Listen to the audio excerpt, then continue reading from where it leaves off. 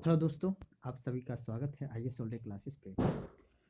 हम लोग जो है काफ़ी अक्सरते सुनते हैं कि क्यों पढ़ें हम इतिहास को, आखिर इतिहास का क्या इम्पोर्टेंस है।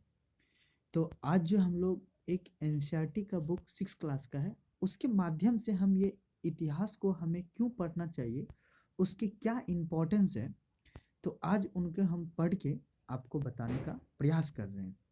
देखिए, सबसे पहले हमें ये समझना है कि आखिर हमें जो है ये यानी क्यों पढ़ें हम इतिहास को, ये है मेरा शीर्षक। देखिए, अब कह रहा है कि छठी कक्षा में तुम इतिहास पढ़ोगे। कुछ विषय कुछ और विषय के साथ इतिहास समाज विज्ञान का हिस्सा माना जाता है। यानी जैसे कुछ विषय का मतलब ये हो गया, जैसे ज्योग्राफी हो गया, इकोनॉमिक्स हो गया, सिविक्स हो गया, इन सभी और इतिहास हो गया, ये सभी विषय जो है विज्ञान का एक हिस्सा माना जाता है। समाज में, याद रखना है, समाज में विज्ञान हमें अपनी सामाजिक दुनिया की कार्य प्रणाली को समझने में मदद देती है। तो इस चीज़ को समझना है कि जो यहाँ पे है कि जो है यानी सामाजिक विज्ञान हमें अपनी सामाजिक दुनिया को, कार्य प्रणाली को समझने में मदद करता है। समाज विज्ञान में हमें जीवन के कई पहलू के बारे में बताता है। भूगोल के बारे में, अर्थव्यवस्था के चलने के बारे में और सामाजिक एवं राजनीतिक जीवन की व्यवस्था के बारे में। इतिहास के अतिरिक्त समाज विज्ञान के अन्य विषय प्राय आज की दुनिया के बारे में ही बताते हैं। ठीक है, इतिहास बताता है कि आज की दुनिया कैसे विकसित हुई है। यानी इतिहास आपको ये बताते हैं कि जो वर्तमान की दुनिया है वो कैसे विकसित हुई है। यह हमें वर्तमान के अतीत के बारे में बताता है। हम जिस समाज में रहते हैं उसके परिवेश की हमें आदत पड़ जाती है। हम यह मान लेते हैं कि दुनिया हमेशा ऐसी ही रही है, लेकिन हम भूल जाते हैं कि जीवन हमेशा वैसा नहीं नहीं था जैसा जैसा कि हम हमें आज दिखता है। उदाहरण के लिए, क्या तुम ऐसी दुनिया की कल्पना का कर सकते हो जहां आग ना हो? कैसे रहा होगा एक ऐसी दुनिया जहां बिल्कुल जहां जहां जहां खेती-बाड़ी का आविष्कार जहां खेती-बाड़ी का आविष्कार नहीं हुआ हो, या जानने में उसे ज़माने में ज़िंदगी कैसी रही हो, यानी उस ज़माने में ज़िंदगी कैसी रही होगी जब लोग लंबी यात्रा तो कर लेते थे, लेकिन ना सड़कें थी, ना रेलगाड़ी थी। इतिहास हमें उन अतीतों को और ले जाता है। तो याद रखना है, आपको ये कल्पना करना होगा, क्या जिस समय आग का आविष्कार नहीं हुआ था, खेती का आविष्कार नहीं हुआ था, उस ज़माने में ज़िंदगी कैसी रही होगी? जब लोग लंबी यात्रा तो कर लेते थे, लेकिन ना सड़कें थी, ना रेलगाड़ी थी। इतिहास हमें उन अतीतों की ओर ले जा सकता है। इस रूप में इस रूप में इतिहास एक रोमांचक यात्रा है। यह यात्रा तुम्हें समय और संसार के हर पल ले जाता है। यह यह ले जाती है और हमें एक दूसरी दुनिया में, एक दूसरे युग में, जब लोगों की जीवन अलग था, उनकी अर्थव्यवस्था, उन्हीं उस दुनिया की अर्थव्यवस्था, उनकी समाज, उनकी मान्यताएं और उनके विश्वास,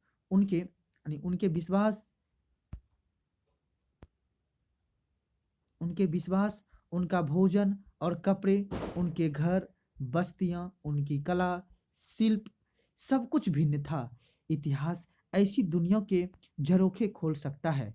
याद रखना है कि अगर हम किसी दुनिया के बारे में पढ़ते हैं, किसी दूसरे युग के बारे में जब हम अध्ययन करते हैं, तो हम ये देखते हैं वहाँ के लोगों का जीवन कैसा था, वहाँ के लोगों का अर्थव्यवस्था कैसा था, वहाँ की समाज कैसी थी, वहाँ की मान्यताएँ कैसी थी, वहाँ के आदमी विश्वास कैसे करते थे, भोजन क्या था, कपड़े क्या था, वहाँ की घर क्या थी, बस्तियाँ क्या थी, उनकी कला क्या थी, उनके शिल्प क्या थे।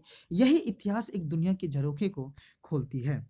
अब देखिए, अब हम लोग समझेंगे कि अब कह रहा है क्या तुम अपने कंधे झटक कर कह सकते हो हमें हमें हम ऐसी बीती बातें को लेकर क्यों परेशान हो जो अब नहीं है।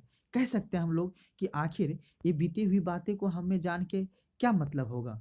लेकिन ऐसी अतीत जो गुजर चुके हैं, लेकिन इतिहास सिर्फ कल के बारे में ही नहीं, यह आज के बारे में भी है। आज हम जिस दुनिया में है उसे बनाया है हमसे पहले आए लोग ने। उनके जीवन के सुख दुख, अपने युग की समस्या से जूझने की उनकी कोशिश, उनकी खोज और उनके आविष्कार, इन्हीं इन्हीं के ताने बाने में तो समाज इसी इसी के ताने बाने में तो मानव समाज बदला है पड़ा है। ये बदलाव इतने धीमे और मालूमी मालूमी होते थे कि उस युग के लोग को इसका पता भी नहीं चल पाता था। बाद में जब हम अतीत पर नज़र डालते हैं, तब हम इतिहास पढ़ते हैं, तब हमें अंदाज़ा लगता है कि ये बदलाव कैसे आए, यानी इतिहास में जो बदलाव आते हैं ये बदलाव कैसे आए। तभी हम लंबे अंतराल में धीमे धीमे होने वाले परिवर्तन का असर देख पाते हैं। इतिहास पढ़कर हम समझ पाते हैं कि आधुनिक दुनिया अनेक सदियों में से हो रहे बदलावों का परिणाम है। अर्थात हम कह सकते हैं जो आधुनिक दुनिया में ये अनेक सदियों से हो रहे बदलावों का परिणाम है। फिर हम लोग देखते हैं इसका फिर हम लोग देखते हैं कह रहा है यहाँ पे कि इस साल तुम जो पुस्तक पढ़ोगे वह हमें सबसे प्राचीन अतीत की ओर ले जाएगी। ठीक है, तो अगले 2 वर्षों में तुम्हारी ये यात्रा के बाद कालखंडों में गुजरेगी। इस किताब में तुम सिर्फ राजा रानियां, उनकी विजयी, उनकी नीति के बारे में ही नहीं पढ़ोगे।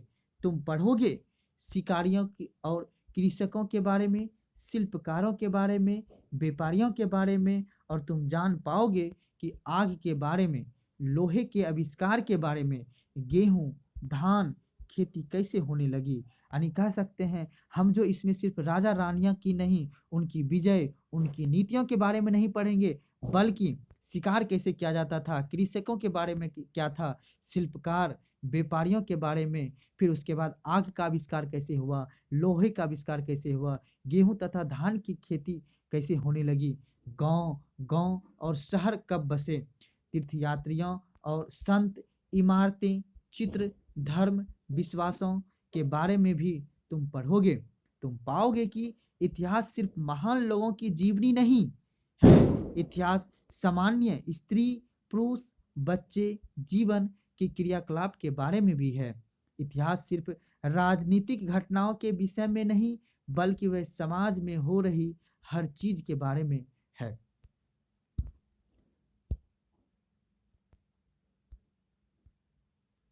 इस किताब में तुम ये समझने में मदद मिलेगी कि इतिहासकारों को अतीत के बारे में कैसे पता चलता है। कुछ कुछ जासूसों की तरह इतिहासकार पुराने जमाने में रहने वाले द्वारा छोड़े गए सुरागों और चिन्ह के अध्ययन करते हैं। अतीत का हर अवशेष, पत्थर के औजार, पौधे के अवशेष, हड्डियां, लिखित सामग्री, चित्र, आभूषण, उपकरण, अभिलेख, सिक्के, इमारतें, मूर्ति, बर्तन हमें ये पुराने जमाने के बारे में बता सकता है।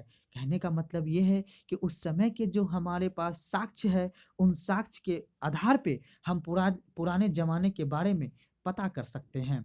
इतिहासकार और पुरातात्विकविदों ने इन स्रोतों का अध्ययन कर इन्हें समझने के लिए कोशिश करते हैं। इन किताब में ऐसी कई स्रोत दिखाए जाएंगे और साथ साथ तुम्हें ये भी पता चल पाएगा, यानी पता कर पाओगे कि इतिहास उनका मूल्यांकन कैसे करता है।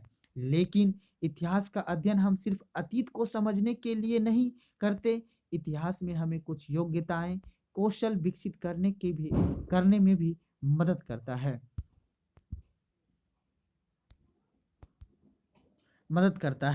अतीत की दुनिया में सामने के लिए एक ऐसी दुनिया के लोग को समझने के लिए जिनका जीवन हमसे भिन्न था, नए तरीके सीखने पड़ते हैं।